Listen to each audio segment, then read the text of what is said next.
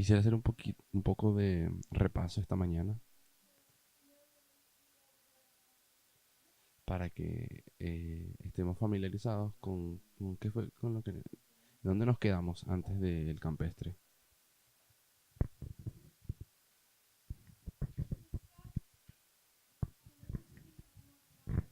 Hemos discutido la historia de Babilonia moderna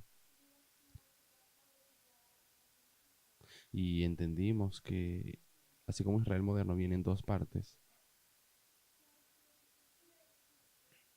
y al considerar esa historia, primeramente la de Israel, hay una historia alfa y una omega. Y en la historia del alfa tenemos los tres mensajes angélicos.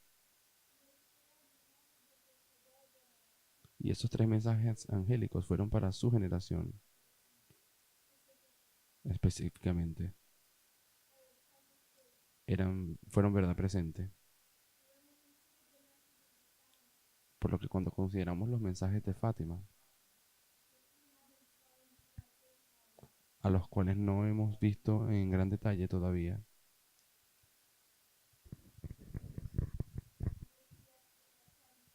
yo sugeriría que fueron verdad presente.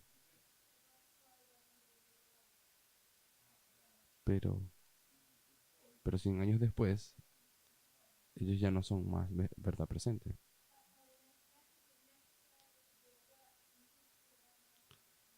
sino que esos mensajes estaban hechos específicamente para hacer una obra en ese año, 1917. Y es alrededor de esa historia donde tenemos las guerras mundiales, el Tratado de Letrán, el levantamiento de dictadores en toda Europa.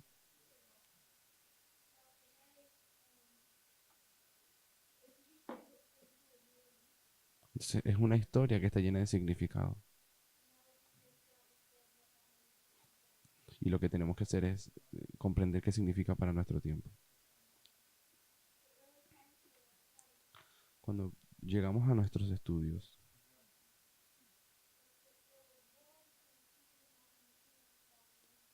vimos que hubo guerra entre el rey del sur y el rey del norte en esa historia.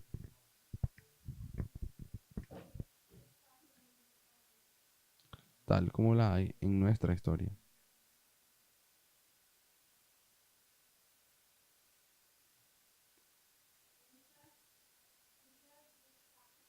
Y primeramente observamos este patrón de dos historias en la vida de Pirro, donde él está en Macedonia y luego en Italia.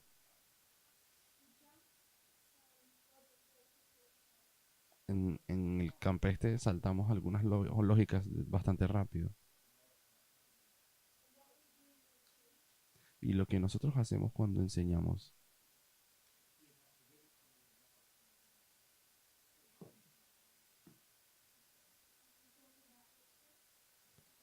hablamos de ipso, Heraclea, Asculum y Benevento.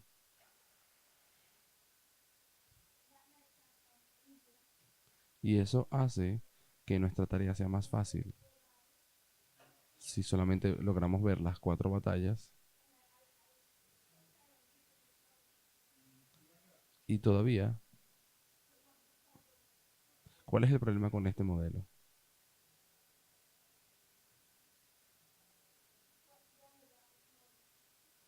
¿Qué está mal con ese modelo?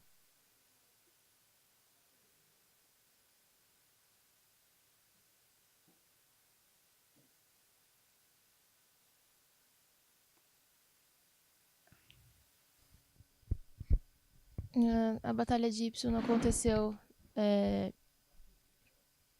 a Batalha de Ipso não aconteceu na Macedônia. La batalla de Ipsus Itália. no aconteció en Macedonia. É Itália, desculpa. Entonces no aconteció en Italia. Esto aquí es la historia de Macedonia. Y todo esto aquí es Italia.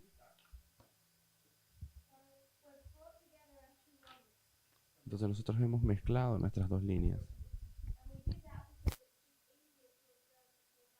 Y lo hacemos así porque ya es más fácil entonces observar las cuatro batallas. Porque no hay ninguna batalla entre Demetrio y Pirro. Y esta historia vieja, ya la discutimos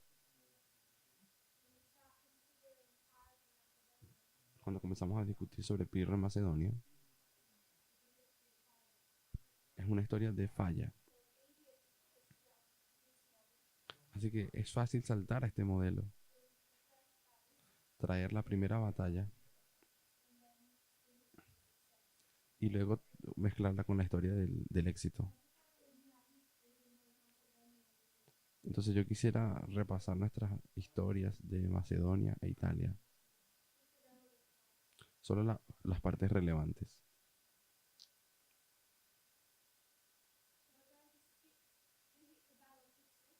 Así que vamos a saltarnos la batalla de Ipso,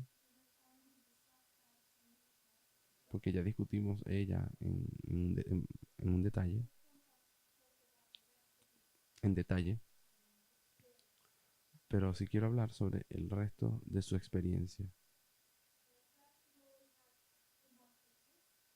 Así que primeramente marcamos Ipso y qué era especial con respecto a Ipso.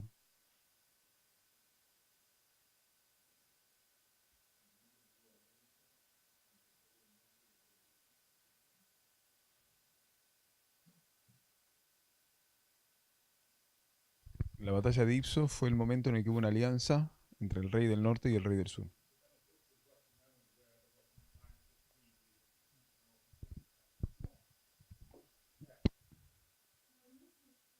En esta historia,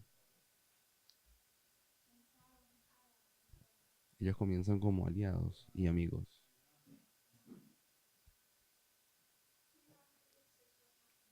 Y justo después de Ipsos, ¿qué ocurre?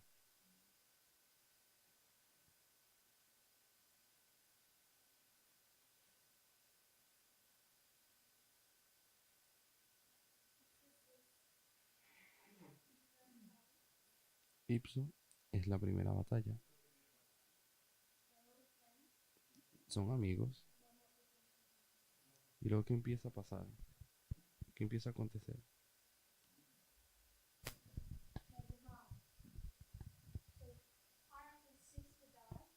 Entonces, la hermana de Pirro muere. Estaba casada con Demetrio. Demetrio se está haciendo cada vez más fuerte. Y se ha convertido cada vez más en una preocupación para Pirro.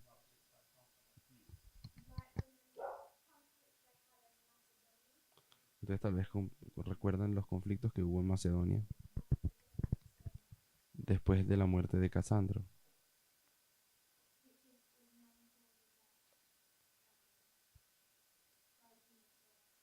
que es una de las causas principales que hace que esa alianza se rompa.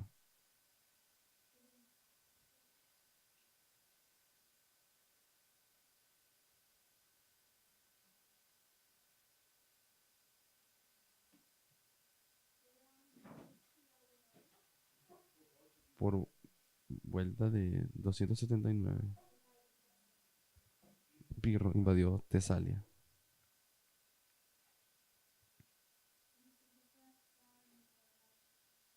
Y esta fue la primera vez que empieza a romperse esa relación.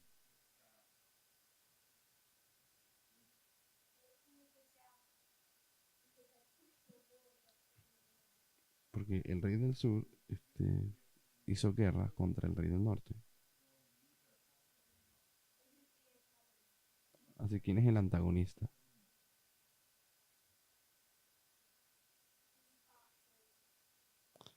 ¿Quién despierta todo esto?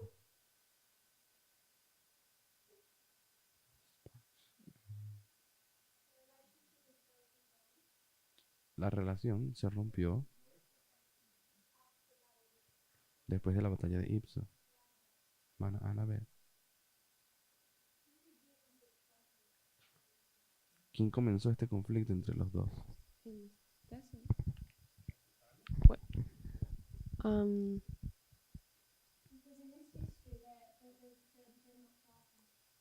Porque durante la historia de aquí ellos no están peleando.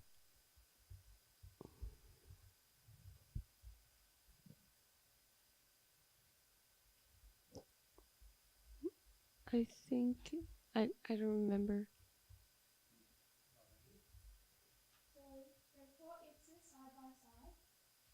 Entonces, ellos lucharon Ipso, estando juntos. Tenían desacuerdos con respecto a Macedonia, pero todavía tenían una...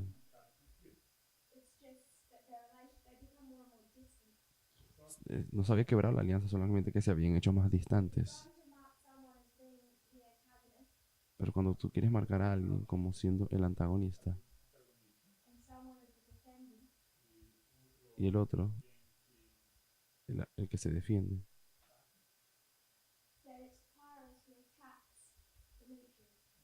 entonces es Pirro el que ataca a Demetrio porque invade su territorio. Entonces el rey del sur es el antagonista y el rey del norte es el que está defensivo.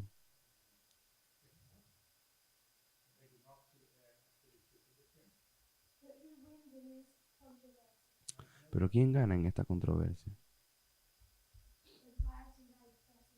Cuando Pirro invade Tesalia.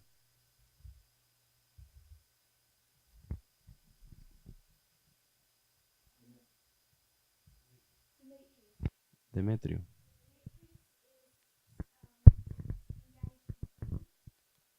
Demetrio se envuelve en Tebas y por temporalmente él deja aquel sitio. Él estaba haciendo un sitio a esa ciudad y se devuelve para confrontar a Pirro.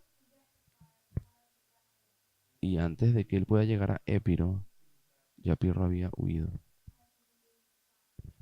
No, antes de que él se encuentre con Pirro en Tesalia, ya Pirro había huido. Entonces fue una victoria para el rey del norte, pero el conflicto había sido comenzado por el rey del sur.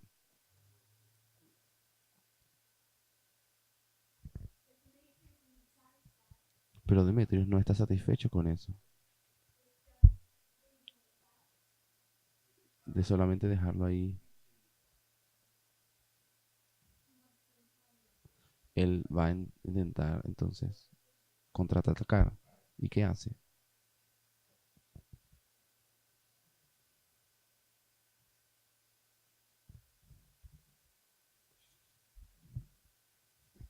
Invade Épiro. Invade Épiro. Invade Épiro.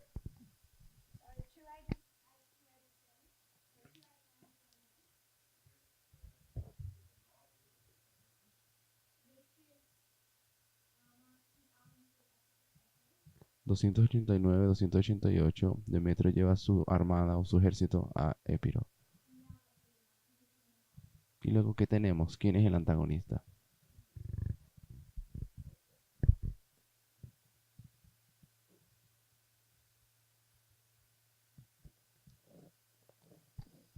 Um, Pirro, ele não tá em Épiro quando o Demétrio invade. Pirro não está em Épiro quando o Demétrio invade.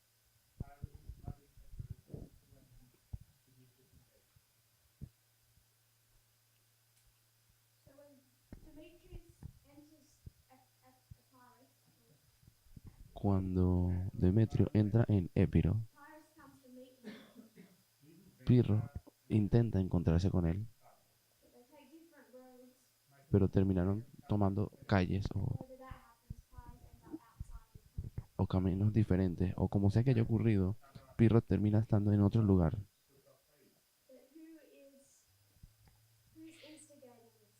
Pero ¿quién es el que está instigando esto? Pirro terminó en un lugar fuera de su país. Demétrio. Pero ¿quién está causando el problema? Es Demetrio el antagonista. Entonces ahora tenemos al rey del norte viniendo en contra del rey del sur. ¿Y quién gana esa batalla? Rei do Norte. La gana el rey del norte. Pirro está muy débil para responder.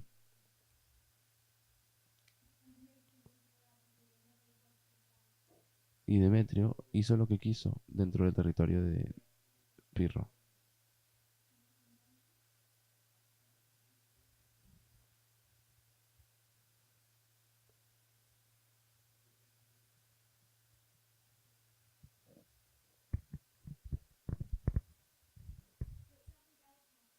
Pero hay algo más que ocurre aquí.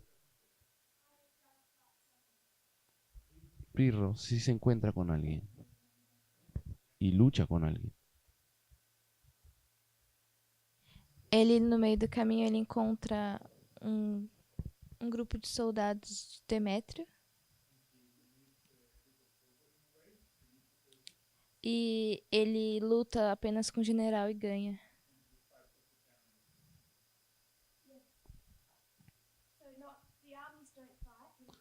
Entonces no son los ejércitos que luchan. ¿Quiénes pelean? É o Pirro e o general. Pirro y el general. Y Pirro gana. Así que podemos ver en esta historia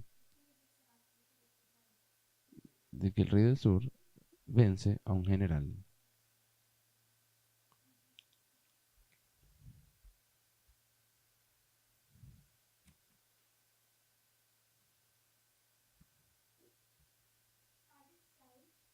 Para este punto de la historia, Demetrio ya se ha hecho bastante poderoso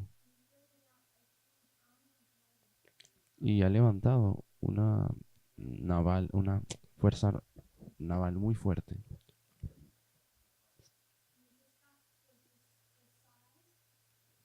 Y habíamos discutido el tamaño, el tamaño de lo que él había estado construyendo, bastante impresionante.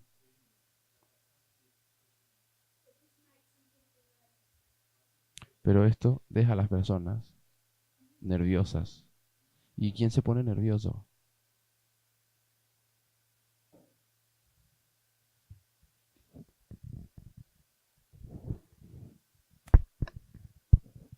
Los tres generales de Alejandro. Sí. Entonces, Casandro había muerto. Así que aquí habían cuatro en alianza. Casandro muere. Y los tres que quedan, siguen vivos. Y ellos recuerdan el poder que tenía el papá de Demetrio.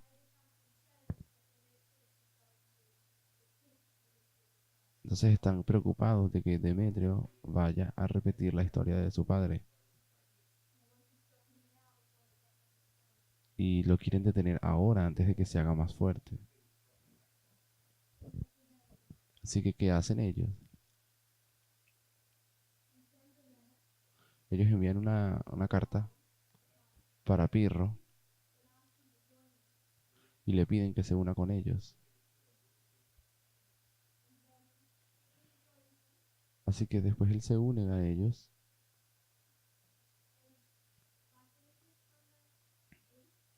y Lisímaco del oriente, Pirro del oeste o de occidente, invadieron a Macedonia, que era el territorio de Demetrio.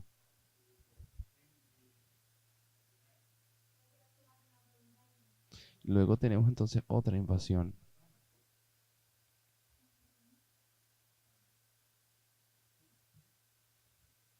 La invasión de Macedonia.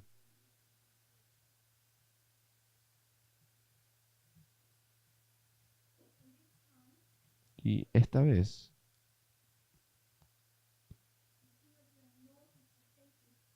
el rey del norte es derrotado por el rey del sur. Pero Pirro no vino solo.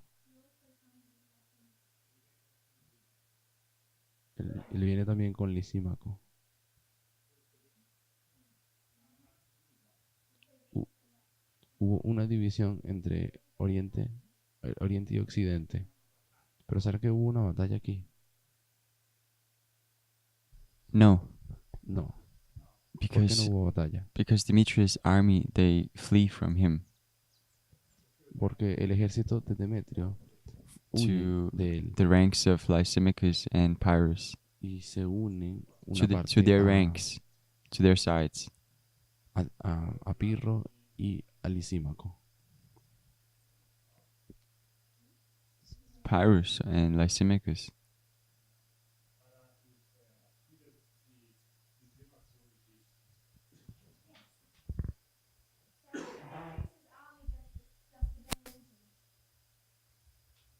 Entonces, el ejército de Demetrio lo abandona.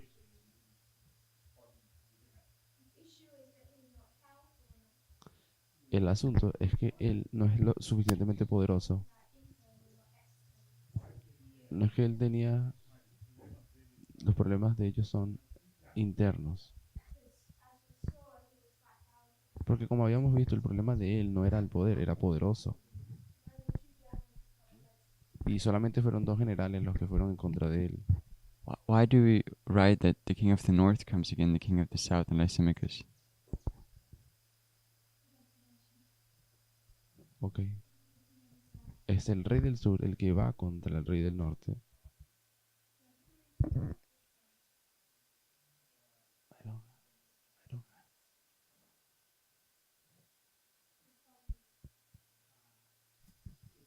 ¿La culpa de That quién? what? ¿Por qué es que ocurre esta división entre Oriente The y split? Occidente? Or the No, digo la batalla, pero no es la batalla. so that's because of the fear of the 3 allies. Por el miedo de... ¿Quién es el que va contra quién? ¿Quién termina Pyrrhus in alliance iniciando with eso? Lysimachus. Pirro en alianza con los otros 3.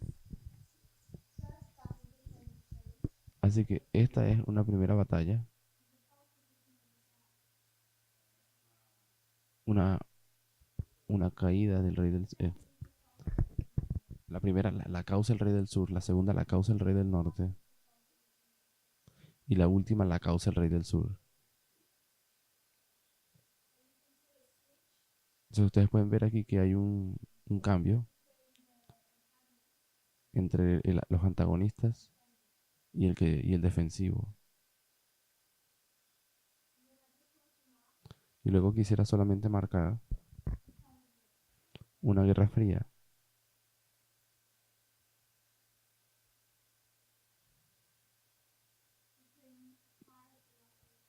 entre Pirro y Lisímaco,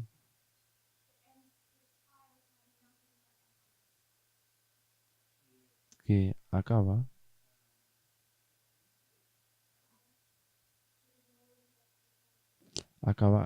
que Pirro pierde todo ese territorio extra que había ganado y quedándose solo con Épiro. Para este punto, él todavía tiene Épiro.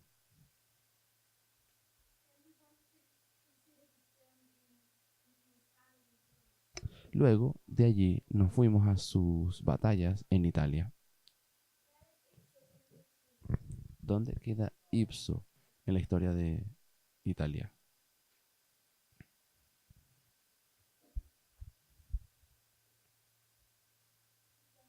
Hermana Jessica.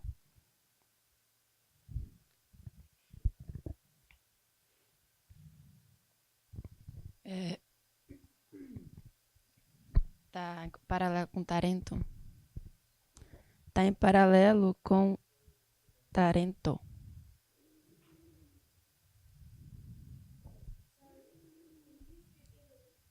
En la historia de Italia, ¿dónde ocurre la batalla?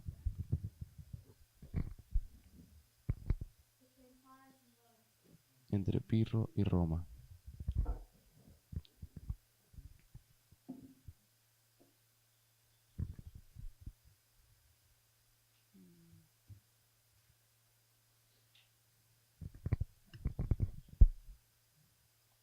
posso estar errado, mas quando Roma vai defender vai defender um outro país que que Pirro está invadindo.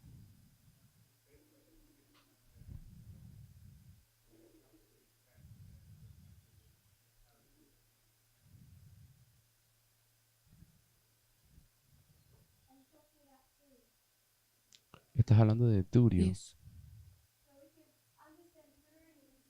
Sí, podemos entender a Turio en esta historia.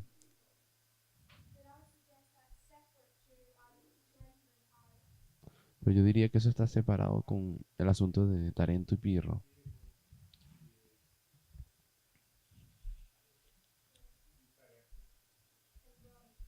Y Roma. Marcaríamos ese inicio por aquí en la historia. Cerca del 285. Hum. Pero cuando hablamos de Ipso en esa historia, nosotros lo alineamos con algo más.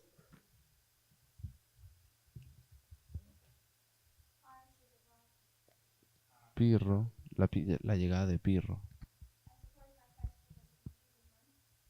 Supongo que mi pregunta era un poco confusa. Porque yo no creo que hubo una batalla para que... No existe ningún Ipso en la batalla en Italia. Porque cuando Épiro y Roma luchan,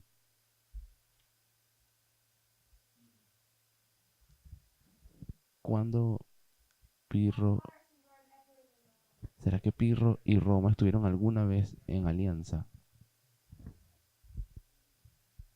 Ok. No, nunca. Nunca entraron en alianza. Por lo cual no hay batalla de Ipso en esta historia. Porque no existe la historia.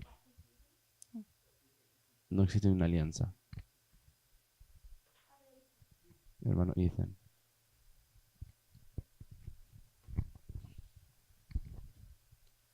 What does it say below Macedonia? ¿Qué dice debajo de Macedonia? No. I mean, Epirus.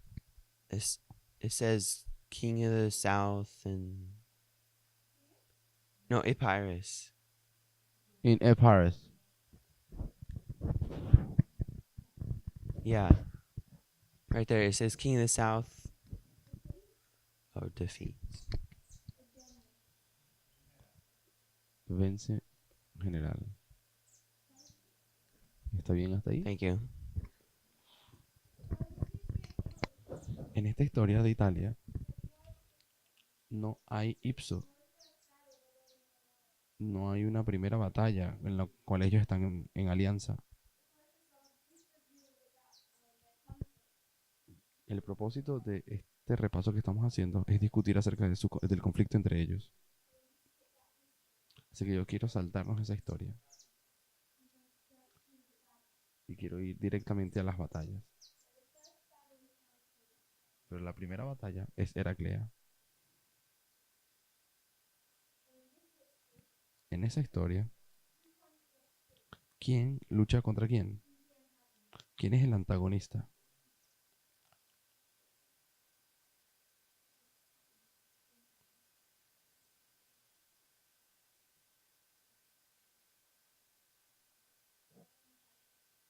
Hermano Matías. Es Roma. Roma. Así que en esta historia es el rey del norte el que va en contra del rey del sur.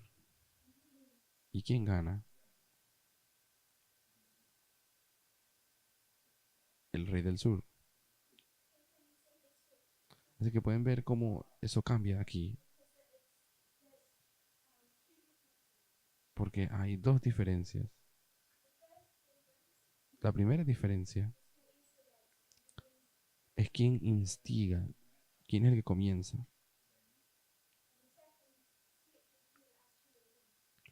Y el segundo cambio es quién es el que de hecho gana. ¿Y por qué el rey del sur gana? Él tiene una ventaja. ¿Y qué ventaja era esa?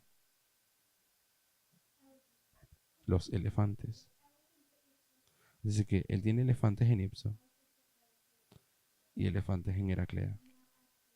Y luego Ásculo.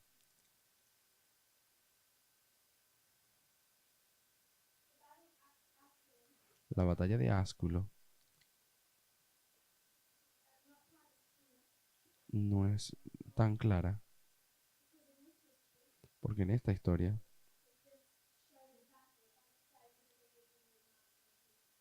solamente es mostrada una batalla, no aparece quién es el que luchó contra quién. Así que no quiero marcar un antagonista porque no está muy claro en esa historia. Ambos se estuvieron preparando para esa batalla. Lo pueden ver particularmente con esa guardia anti-elefantes que los romanos habían construido. Porque esto aquí es invierno. Roma se gastó todo el invierno preparándose para esta batalla. En esta batalla, ellos traen sus guardias anti-elefantes contra los elefantes de Pirro.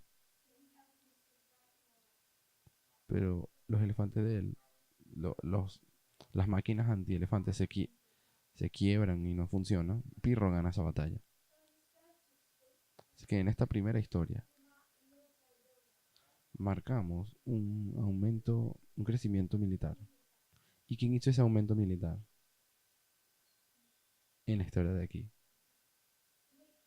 Fue Demetrio.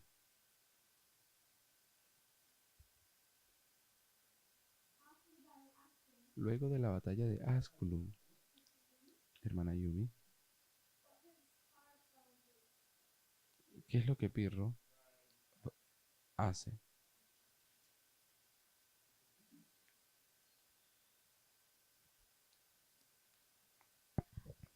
Também tem um crescimento militar. Él también se... ¿Dónde él intenta incrementar su ejército? ¿Será que él hace eso en Italia?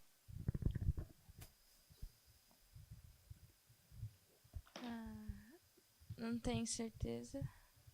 No estoy segura. Mas eu sei que ele invade um templo. Um templo. Pero sé que él invade un templo.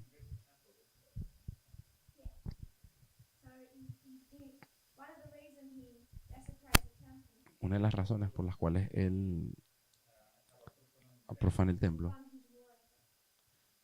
es para financiar su fuerza militar. Él quería construir una fuerza naval inmensa. ¿Y ustedes recuerdan por qué él quería una fuerza naval tan grande? ¿Qué es lo que él quería invadir? Contra Roma. Primero que nada, voy a usar este aquí. Él se encuentra por aquí. Él gana 2 batallas. Él sabe que no es tan fuerte para ganar la tercera. Así que él acepta un trabajo de Sicilia. Ellos querían venir y que los liberase. Ellos querían que Pirro los liberase ¿de quién?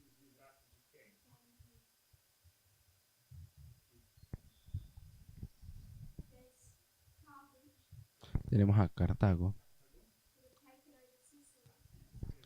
que había conquistado Sicilia y la gobernaban como si fuese una dictadura. Así que Pirro viene y libera a Sicilia de los cartagineses. Y una vez que él libera la isla, él empieza a enlistar a todas esas personas para que construyan su fuerza naval, que le construyan sus barcos.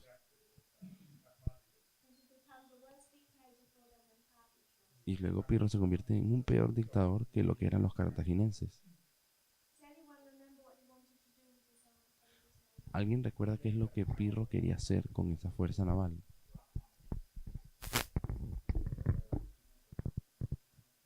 Quería atacar a Lisímaco.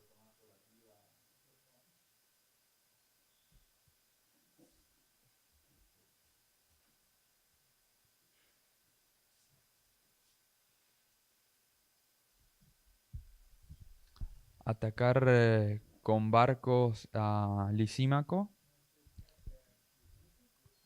para poder ir por arriba y atacar Roma.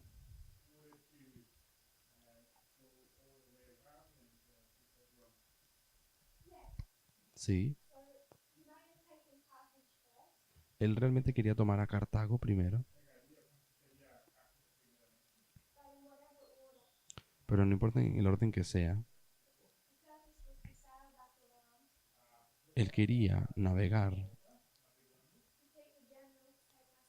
quería vencer a todos los generales, luego tomar Macedonia y luego tomar Roma e Italia. Así que él tenía este plan tan bueno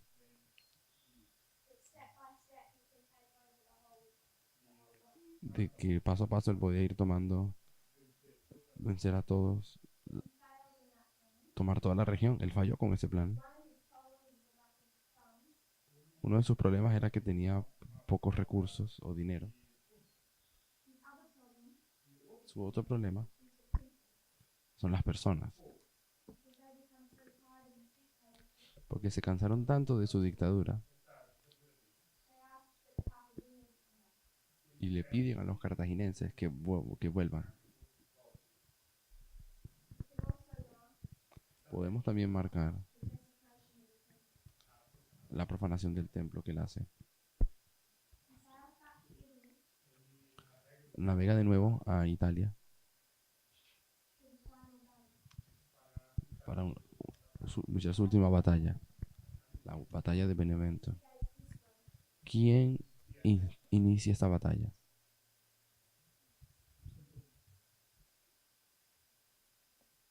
¿Esos puntitos significa crecimiento militar de Pirro?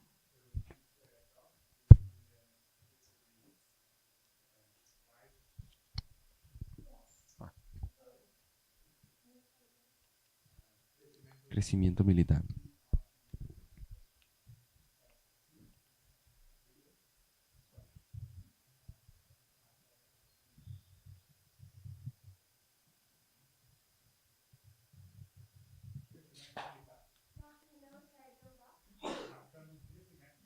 Crecimiento militar. Y en esta historia también una profanación de un templo. La batalla de Benevento. ¿Quién instiga esa batalla? ¿De quién es la culpa? ¿De Pirro? Porque es que Pirro tiene que volver a Italia.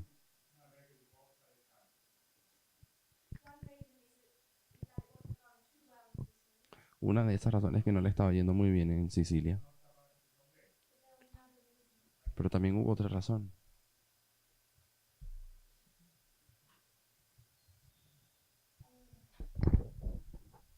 Wasn't it because that Rome attacked again, and he needed to come back to defend?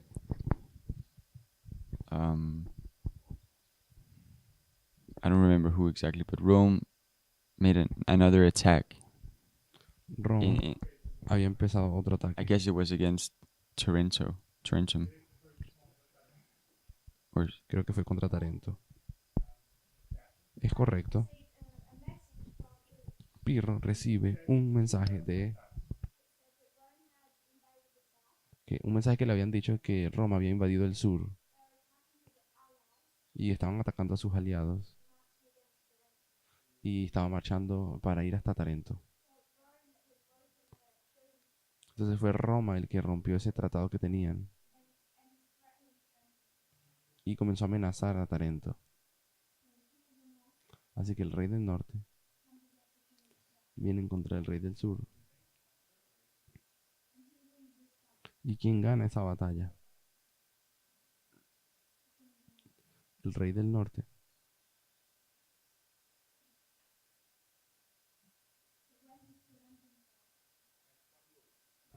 Pero cuando Tarento cae, es que Tarento cae en esta batalla de Benevento.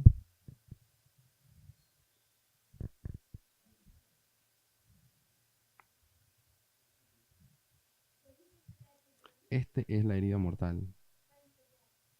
¿Cuándo muere?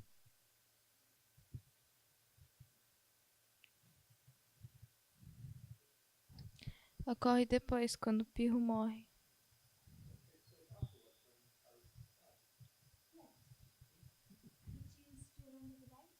Fue poco después de la muerte de Pirro. Não lembro. Benevento es el año 275. ¿Y qué marcamos aquí? 273. 73.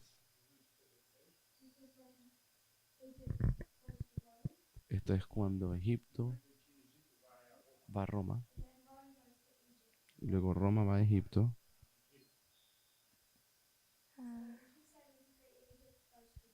Así que en 273 Roma, Egipto va a Roma. ¿Y en qué fecha Roma envía embajadores a Egipto? 272? En el año 272. Aquí es cuando Pirro muere y Tarento cae. Así que los dos están marcados en el mismo hito. Pirro muere y Tarento cae. En Benevento, Pirro todavía está vivo y Tarento todavía no ha sido tomada o conquistada. En el 272, ¿será que Roma conquistó Épiro?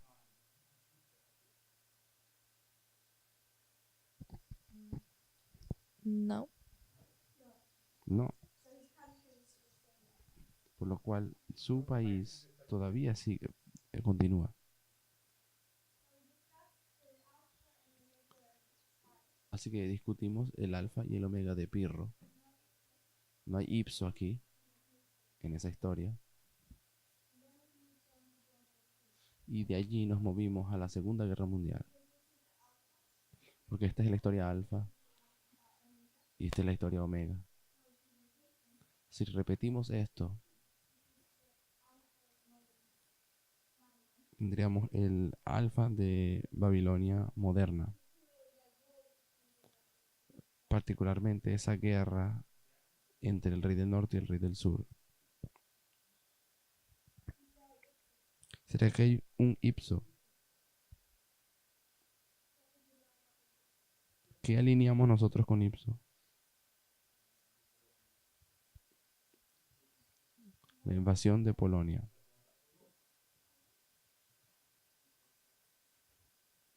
La invasión de Polonia.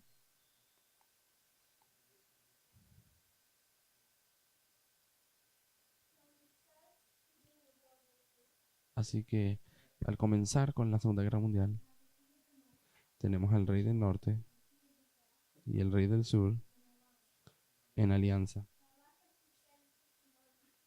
Pero como yo dije hace un momento, al considerar a qué se parece esa línea o cómo es, ¿alguien recuerda el nombre del pacto? Quiero decir que hay 3 pactos.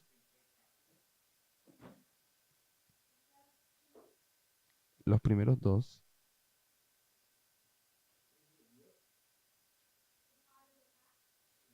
ellos eran parte del pacto.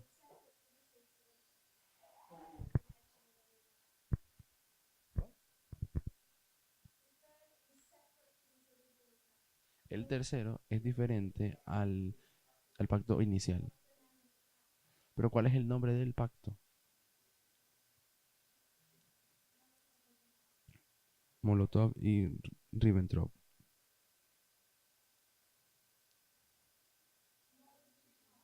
¿Y cuáles eran las dos partes del pacto?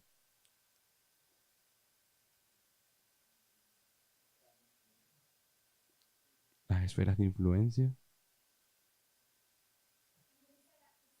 Voy a decir que ese es el segundo, porque eso se hizo después o de manera escondida. Así que voy a escribir el segundo, que son las esferas de influencia.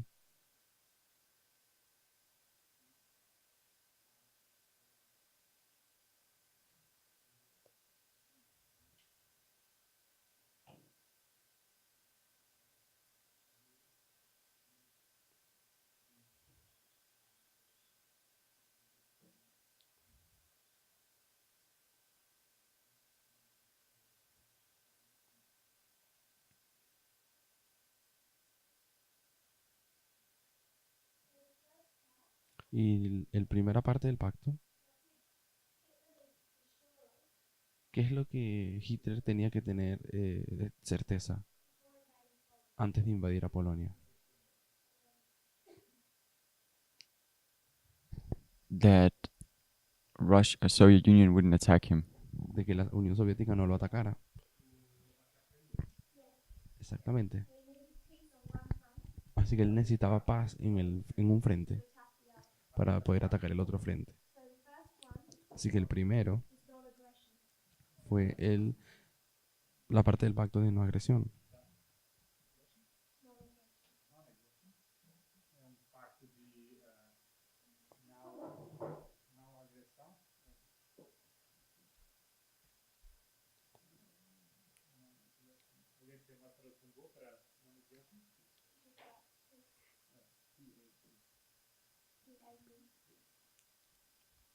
Que sería paz.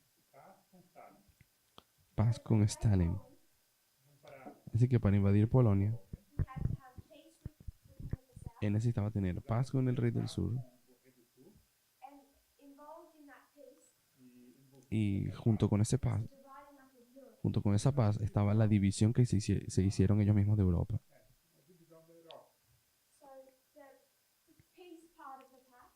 La parte del Tratado de Paz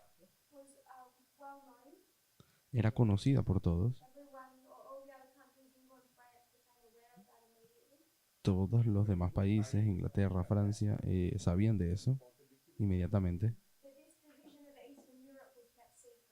Pero se mantiene en secreto la división que ellos hicieron de Europa. Eh, no un secreto muy bien guardado, porque los otros países sí se dieron cuenta de eso, solamente por el comportamiento extraño de todo. Pero también sabemos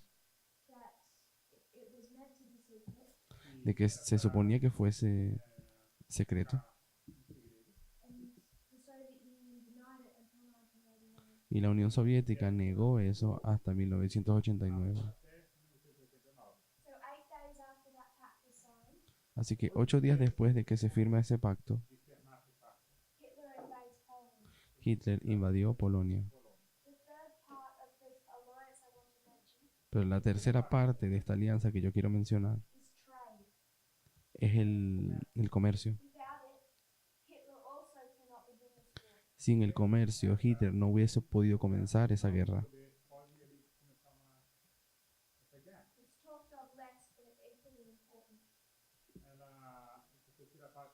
Esta tercera parte no es mencionada, pero es muy importante.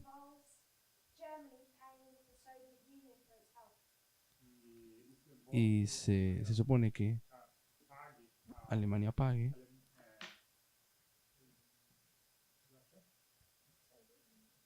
que ellos le paguen a la Unión Soviética por la ayuda.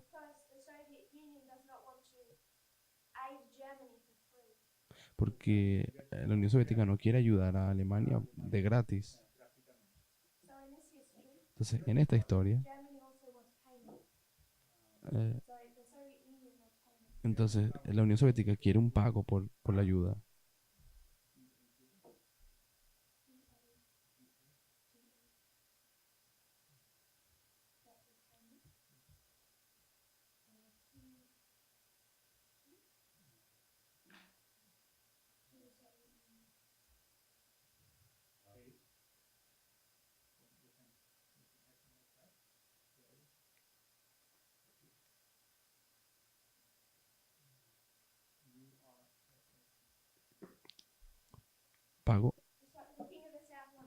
Entonces, el rey del sur quiere que le paguen por ayudar.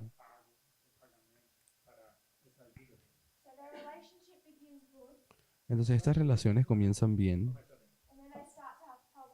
y luego comienzan a tener problemas. ¿Y cuáles son sus problemas? They stop paying, Alemania dejó de pagar, or they come behind. They get behind with their payments. o sea, entonces Alemania no le está yendo bien con los pagos. Eso es una parte.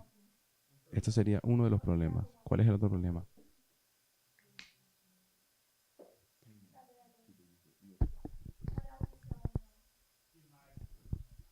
más They're estaba doing pasando too well mal? in their war with the West. Les estaba yendo muy bien. Stalin estaba preocupado porque a Alemania le estaba leyendo muy bien en la guerra, invadiendo mucho. Pero sigue habiendo otra cosa. I don't remember it, but why did you set a star at the spheres of influence?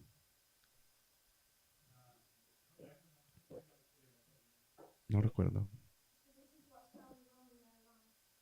Lo que está yendo mal en su alianza es eso, el pago. Pero ¿será que este es el único momento, el único problema? Porque cuando ellos se unen para resolver el problema que tenían, Stalin no le va a decir a Hitler de que mira, te está yendo demasiado bien en la guerra. Así que voy a parar de ayudarte. Ellos realmente discuten es sobre qué. Una es el pago, pero hay otro argumento. I don't remember that one.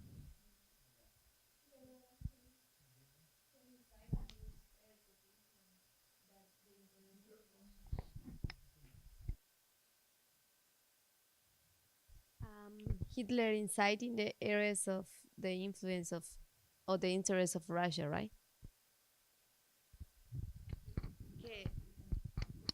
Que Hitler entra nas áreas das esferas de influência de interesse de Rússia.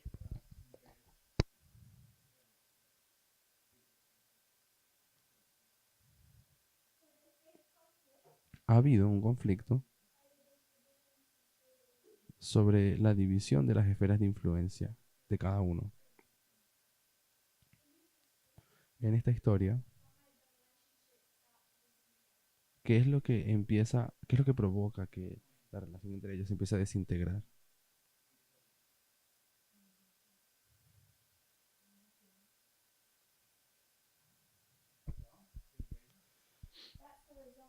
Eso sería el resultado, la invasión. Pero antes de la invasión, las relaciones ya estaban yendo mal. Y lo que está colocando tensión en esa relación era la división de Macedonia. En esta historia hay un conflicto en cuanto a la división de las esferas de influencia.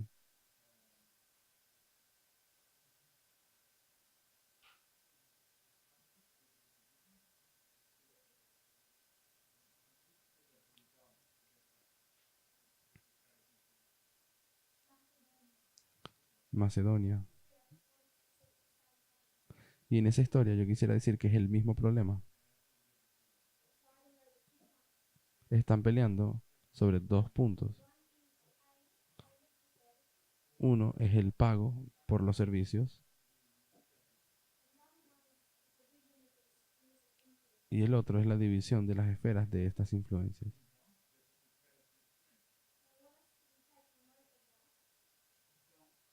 Yo quisiera que notasen eso, de que qué es lo que está pasando en esta historia. Porque esta es la historia que queremos discutir ahora. I think a good information in order to sustain the relationship going worse or between Russia and Germany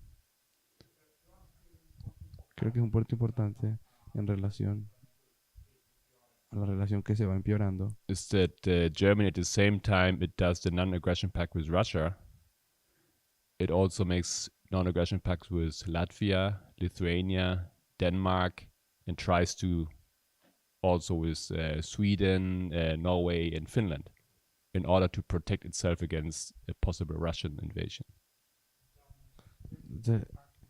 hay un pacto entre no agresión entre Alemania y Rusia o la Unión Soviética, pero también Alemania entró en una alianza de no agresión con ciertos países como Finlandia, Noruega, Lituania, Latvia, Latvia.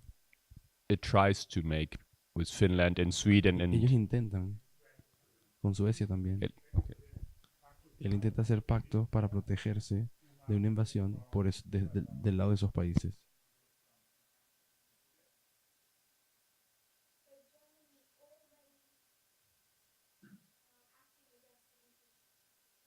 Entonces, Alemania ya está actuando en contra de los intereses de la Unión Soviética. Cuando llegamos entonces a agosto de 1840, este pacto se quiebra por un momento, momentáneamente. ¿Y quién hace eso? ¿Quién lo provoca? ¿Quién pone un stop o quién detiene ese acuerdo que tenía? USSR. La Unión Soviética. La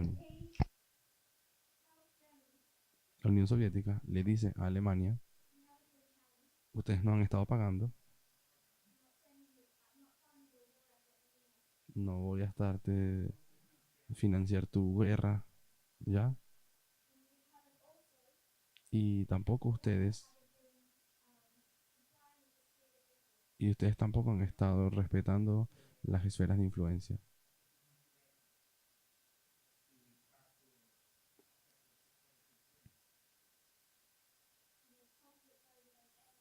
Entonces hay un conflicto sobre esas áreas.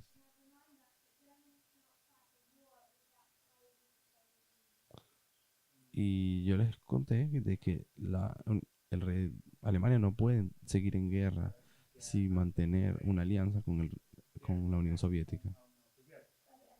Mi hermano Emily. What specific spheres of influence were there conflicts over? ¿Qué esferas de influencia específicamente estaban en conflicto?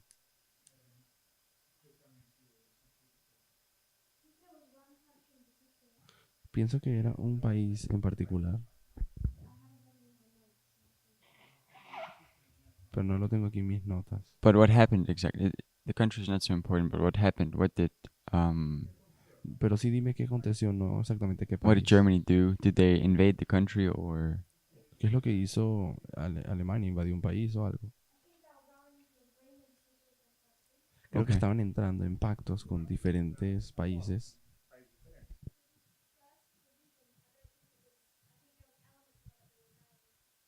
Porque en esta primera parte del pacto creo que había elementos de él que todavía eran vagos. O no habían sido dejados muy claros. Entonces Alemania comenzó a tomar áreas que ellos pensaban que tal vez los rusos no pienso que ellos estaban tomando esas áreas. Se hace hasta un poco más complicado porque lo que empiezan a hacer es interferir en las políticas de esos países. En la política de esos países. Ellos contra los intereses del partido soviético en esos países. I think the country was Romania, Creo que el país era Rumania. but at the same time, you see that Russia starts to attack Finland and the Baltic states, to invade the Baltic states. So. Pero también ustedes ven a la Unión Soviética invadiendo los países bálticos.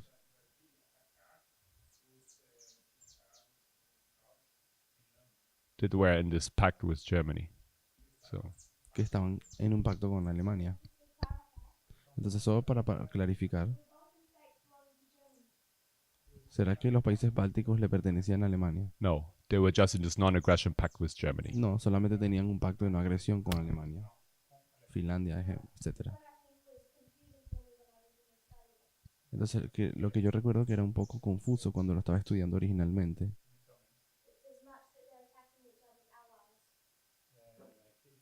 Es que ellos están atacando a los aliados de cada uno.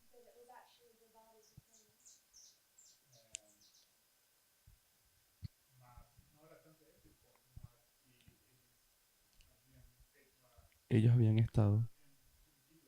O sea, But I think the bigger headache was the spheres of interest were the borders of Romania and Hungary. Yes, this is pero pienso que el primer problema era con las esferas de influencia en las fronteras de Hungría y Rumania.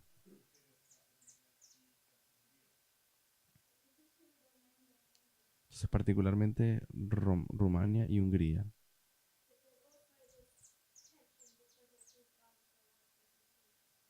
Pero también existe esta tensión en cuanto a esas alianzas, de quién entró en alianza con quién en Europa. Así que este problema solo duró un mes y luego volvieron a hacer la paz. ¿Y qué causa esa paz? Es que ellos vuelven a rediseñar Europa Oriental y la dividen entre los dos. Alemania dio ciertas indicaciones de que iba a pagar.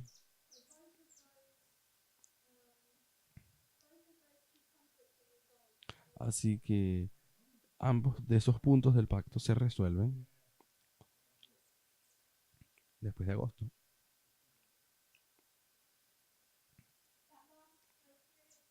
Y esto dura un periodo de tiempo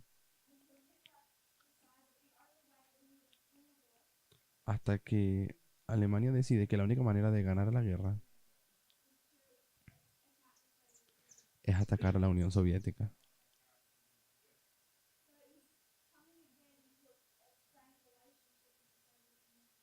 Así que ellos vienen otra vez, entran en conflicto con la relación con la Unión Soviética.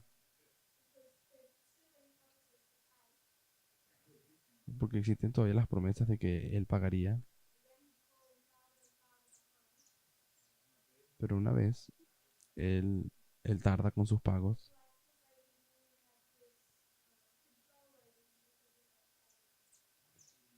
Y es como si la Unión Soviética tenía un control sobre él porque él le debía. Así que Hitler piensa que en vez de pagarle a la Unión Soviética, él debería simplemente invadirlos y tomar el control de los recursos de la Unión Soviética. Así que en 1941, él invade la Unión Soviética. Y esto es conocido como la Operación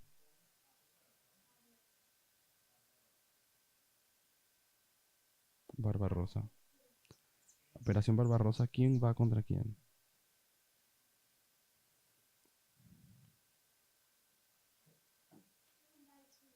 ¿Quién invade a quién? El rey del norte, Alemania, va contra el rey del sur. Así que de 1939 a 1941 hay guerra solamente en un frente.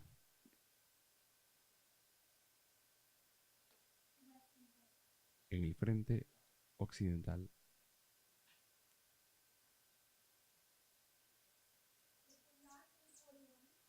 Pero de 1941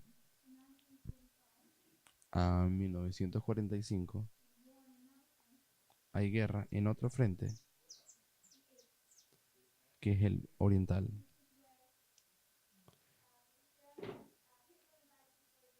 Y es aquí donde Hitler invade la Unión Soviética.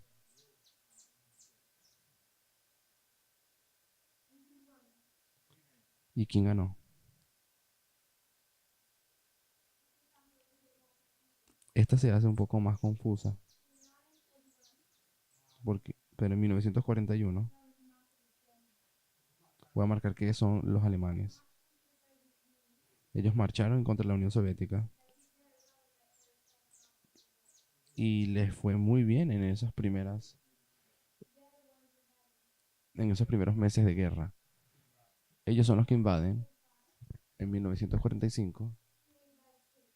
¿Quién invade a quién?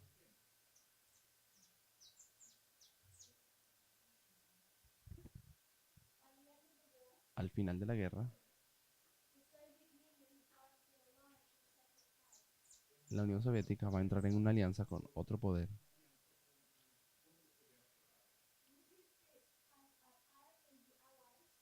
En esta historia, Espirro y los aliados, particularmente Lisímaco, y en esta historia es la Unión Soviética y los aliados, particularmente los Estados Unidos. Así que en 1945 es el rey del sur o la Unión Soviética la que tiene ahora la oportunidad de invadir y marchar hasta Alemania.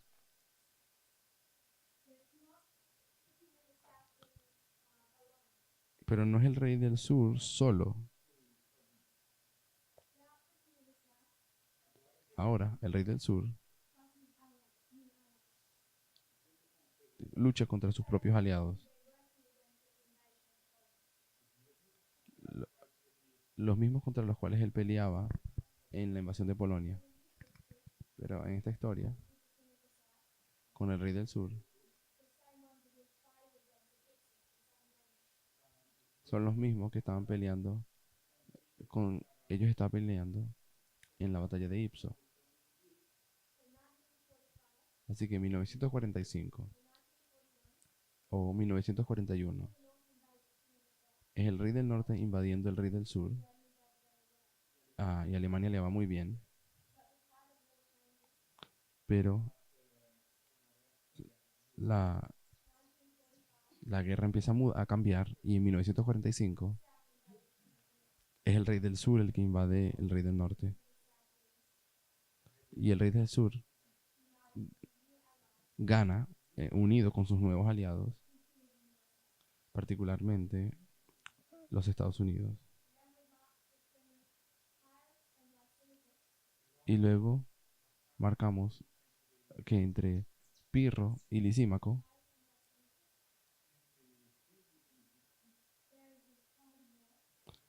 tenemos esta guerra fría. Porque este territorio conquistado fue dividido entre Oriente y Occidente. Y eso es una guerra fría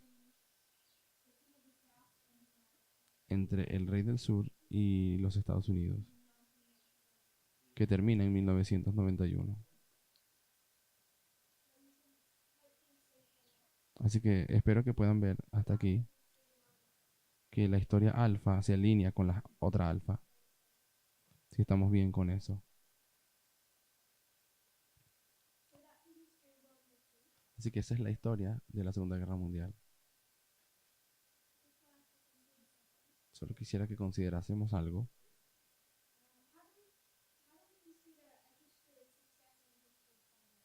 ¿Cómo nosotros consideramos una historia de éxito y una historia de falla? Porque yo voy a sugerir de que esta es una historia de falla y esta es una historia de éxito. Si podemos observar la repetición, solamente mencionando estas batallas de aquí, las últimas tres, el rey del sur viene en contra del rey del norte y el rey del norte gana.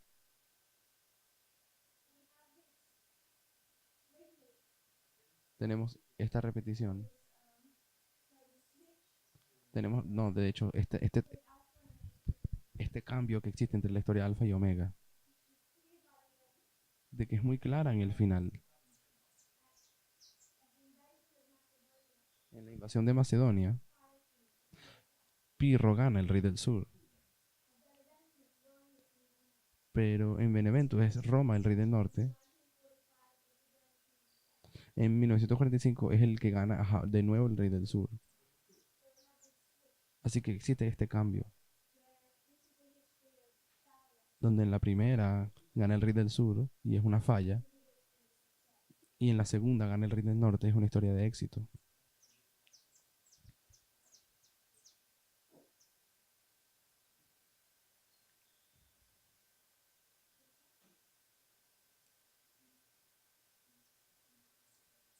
Éxito.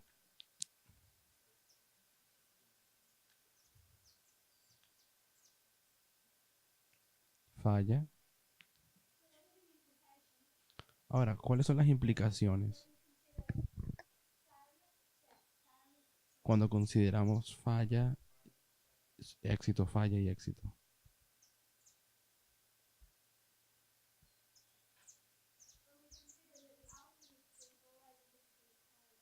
Cuando consideramos que siempre la historia alfa es una historia de falla, ¿cuáles serán las implicaciones de eso?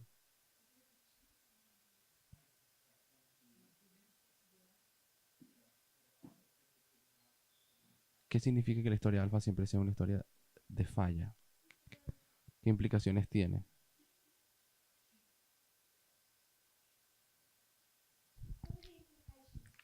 ¿Cuáles serían las implicaciones?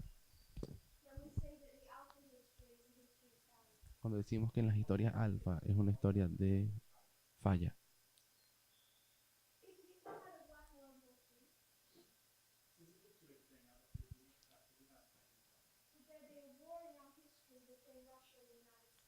Si el rey del norte hubiese ganado la guerra, la Segunda Guerra Mundial, tendríamos entonces la guerra que hoy tenemos entre Estados Unidos y Rusia. Acredito que não. Entonces, ¿cuáles son las implicaciones? Eu não sei se o meu raciocínio está correto, mas eu entendo que se está se relacionando com o alfa e o ômega,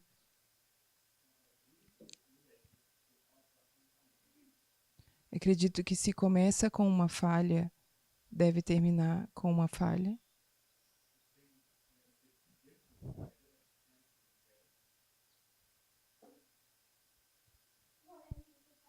Que debería terminar como una falla.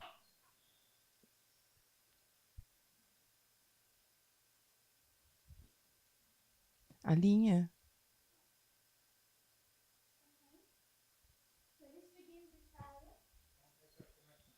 Así que esta comienza como falla y termina como falla. Y en la línea de éxito. Começa com sucesso e termina com sucesso. Comienza con éxito y termina con éxito. Um, ¿Será que hay una línea de éxito? ¿Será que existiría la segunda línea de éxito si la primera hubiese sido exitosa? Não. Porque las implicaciones de cuando empezamos a ver estas historias de esta forma es que usualmente cuando combinamos 4 líneas no consideramos estas guerras. Nosotros pondríamos 4 líneas como así. ¿Y qué es lo que usualmente representan?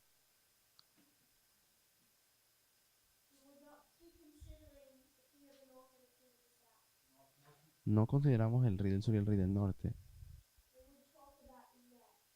Estaríamos hablando acerca de Israel. ¿Y cuál es el alfa de Israel?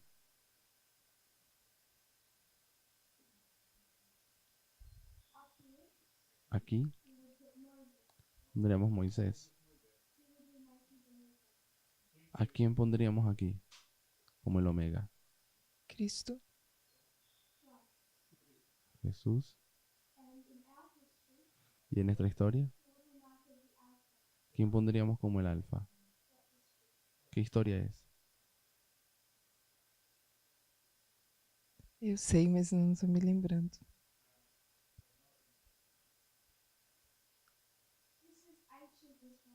Esto aquí es Israel antiguo y este es Israel moderno. O sea, tenemos el comienzo siendo Moisés y el final, Cristo. En Israel moderno, ¿quién comienza?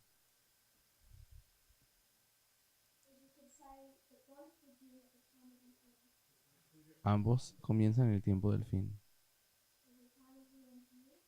Hay un tiempo del fin aquí y un tiempo del fin aquí.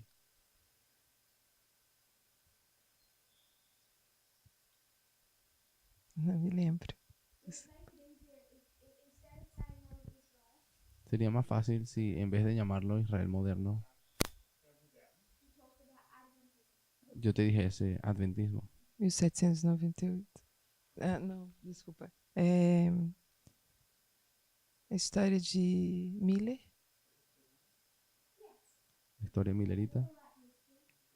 Historia millerita.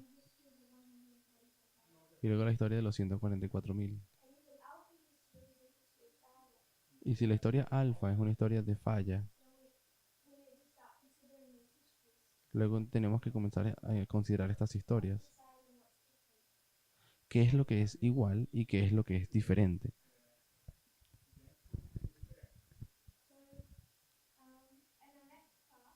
En nuestra próxima clase vamos a tener un poco de discusión acerca de esto.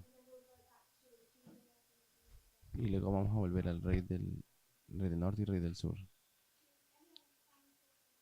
Si alguien tiene alguna idea, pensamientos o preguntas.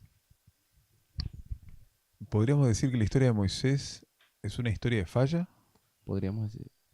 ¿O que la historia...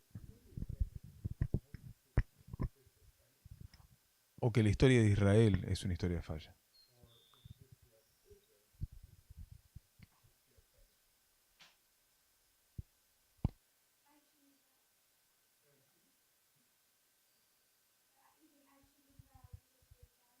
Que si Israel antiguo es una historia de falla. Es mi pregunta. ¿Será que el Israel moderno es una historia de falla? ¿O Moisés es una historia de falla? Porque Millerita es una historia de falla. Porque los mileritas es una historia de una falla. De falla. Pero de Moisés, no sé. Pero no sé si Moisés. O sea, discutimos esto vamos a discutir eso en esta próxima clase. Porque vamos a tener que ver esas historias. Pero si nosotros decimos que Israel falló, entonces Israel moderno está siendo ilustrado por qué. ¿Qué símbolos hemos usado para ilustrar Israel moderno? Pasamos 2 semanas en un solo símbolo.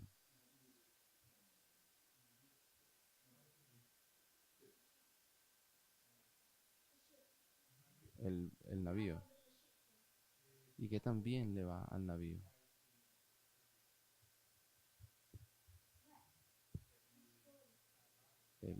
Él termina en un naufragio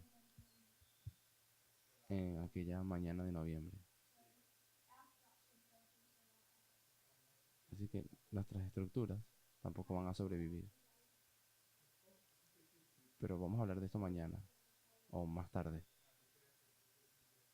Las diferencias entre las líneas de reforma. Si se arrollan conmigo para orar.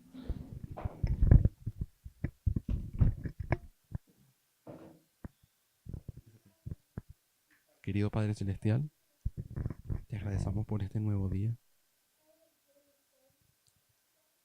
Te pido que te podamos servir este día, que podamos meditar en nuestras mentes, pensar en tus verdades. Y te pido que en las verdades que nos des,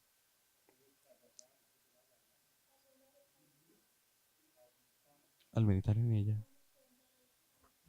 podamos entender mejor tu carácter Porque de cuál es el punto de la historia si no tenemos una experiencia personal de quién tú eres.